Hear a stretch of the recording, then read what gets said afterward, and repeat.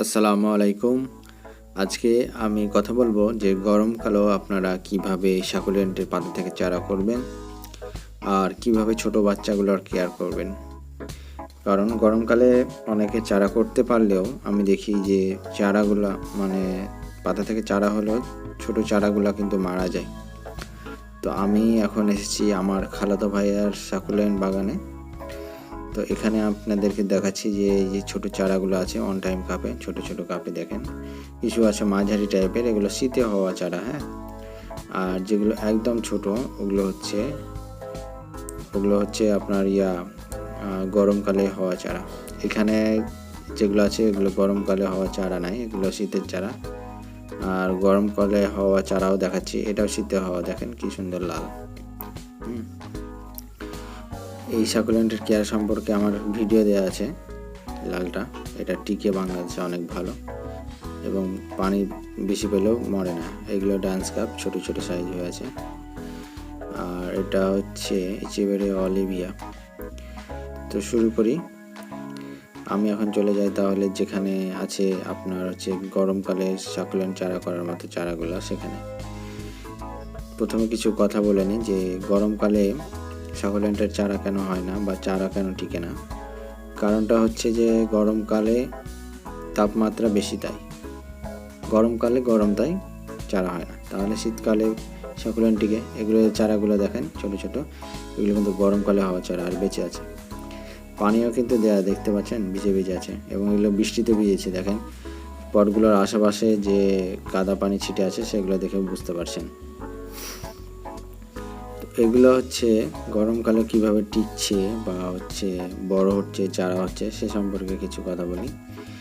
এটার কারণ হচ্ছে যে এখানে যে পরিবেশে রাখা হয়েছে সেটা হচ্ছে একদম কুল পরিবেশ, ঠান্ডা। গরমে তাপমাত্রাটা তেমন আসে না। এগুলো সবগুলো ডান্স কাপ, এগুলো এমনিতে সবসময় হয়। এগুলো কিন্তু এমনি চারা মনে করবেন না, এগুলো এমনি চারা, ডান্স কাপ। দেখেন নিচে বেরিয়া আছে সনলেক। আর এই যে এগুলো দেখেন, এগুলো গরমে করা চারা।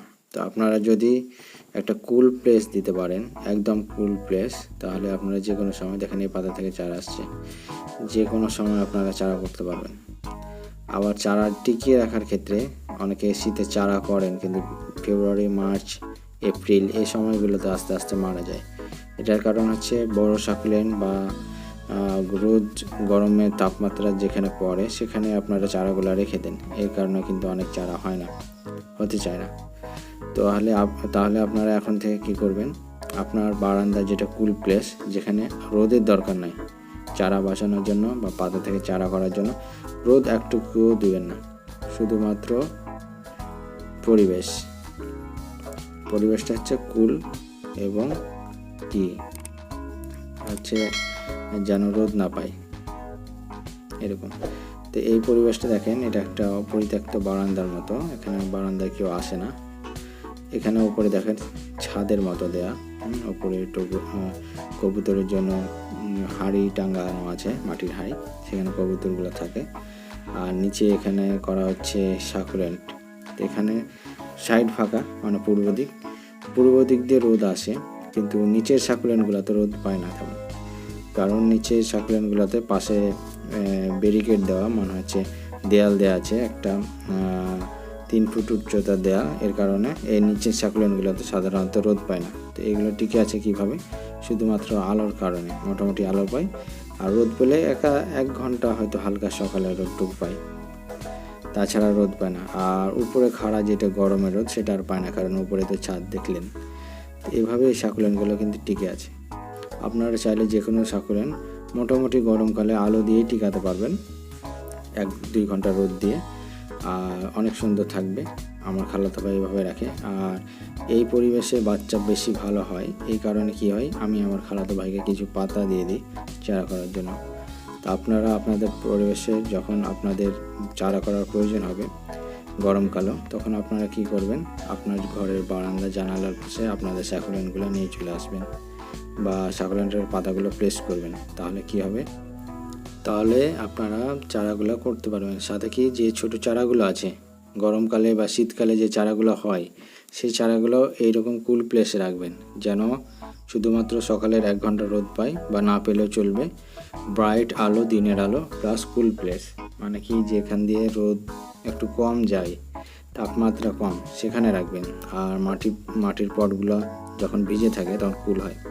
একটা বিষয় খেয়াল করে দেখবেন যে পানি, যখন 1 গ্লাস পানিকে রোদে রাখবেন, পানিটা ঘোলা বা হালকা কুসুম গরম হয়ে যায়, কিন্তু যখন পানিটা ছায়াতে রাখবেন তখন নর্মালি একটা ঠান্ডা থাকে। তো আমরা যখন ছায়াতে রাখা সাকুলেন্টে পানি দিব, সয়েলটাও কিন্তু ঠান্ডা থাকবে কিছুটা। আর মাটির পট যদি করে থাকেন তাহলে খুবই ভালো। মাটির পটে বাতাস চলাচল বা ঠান্ডাটা বেশি হয়। এই কারণে কি হয়, আপনাদের অনেক সময় দেখবেন গরমকালে অনেক মানুষ মাটির কলসের পানি খায়, এটা খেয়াল রাখবেন। এই জন্য কি মাটির পটে, আমি সবসময় সবাইকে মাটির পট সাজেস্ট করি। মাটির পটে আপনাদের সাকুলেন্ট সয়েল বা সাকুলেন্টগুলো বেশি ভালো, বেবিগুলো, বাচ্চাগুলো বেশি ভালো থাকবে। এভাবে আমি সাকুলেন্ট বেশি টিকায় রাখি। আর আমার সাকুলেন্ট বেঁচে থাকা গরমকালে, অনেক গরমের মধ্যেও, এটাই হচ্ছে কারণ। এখানে দেখতে পাচ্ছেন সবগুলো প্লাস্টিকের অন টাইম কাপ হলো, এখানে রোদ পায় না যেহেতু, সবগুলো কিন্তু ভালো আছে। কিন্তু আপনাদের যদি হালকা পাতলা রোদ, বা অনেকের আছে যে রোদ পায় না ঠিক, কিন্তু পরিবেশটা অনেক গরম, তাদের ক্ষেত্রে কিন্তু সয়েল কুল রাখার একমাত্র উপায় হচ্ছে মাটির পট। সেহেতু মাটির পট ইউজ করবেন। আর ছোটো বাচ্চার কীভাবে কেয়ার করবেন বলে দিলাম। ছোটো বাচ্চা গরমকালে রিপোর্ট করা করে এসব করতে যাবেন না, জাস্ট পটটা আপনি নিয়ে চলে যাবেন। পটটা যদি আপনি কুল প্লেসে নিয়ে যেতে চান, মানে সাকুলেন্টগুলো, তাহলে পটটা সহ নিয়ে চলে যাবেন। গরম পরিবেশে সাকুলেন্টের বাচ্চা রিপোর্ট করা, এইসব করা থেকে সব সময় বিরত থাকবেন, তাহলে আপনারা বাচ্চা টিকাতে পারবেন। আর গরমকালে গ্রো যদি না আসে আপনার সাকুলেন্টে, তাহলে সেভাবে রেখে দেন, গ্রো পরে হবে। শীত আস্তে আস্তে হবে, বেঁচে থাকুক, এটাই অনেক। গরমকালে অনেক ধীরে বাড়ে, ধৈর্যের বিষয়, সাকুলেন্ট অনেক ধৈর্যের বিষয়। আমরা সাকুলেন্ট পড়লি শুধুমাত্র সাকুলেন্টের সৌন্দর্যের জন্য, ঠিক আছে।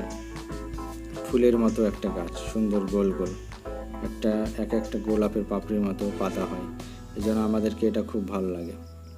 তো সে বিষয়টা চিন্তা করে ধৈর্য সহকারে আপনাদের কেয়ার নিতে হবে। বেশি পানি দিয়ে দিতে যাবেন না, বেশি আবার কি হবে, বেশি রোদ দিতে যাবেন না।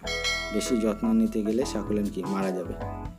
ধন্যবাদ সবাইকে। এসব বিষয় খেয়াল রেখে আপনারা সাকুলেন্ট পালন করবেন। অনেক ধন্যবাদ।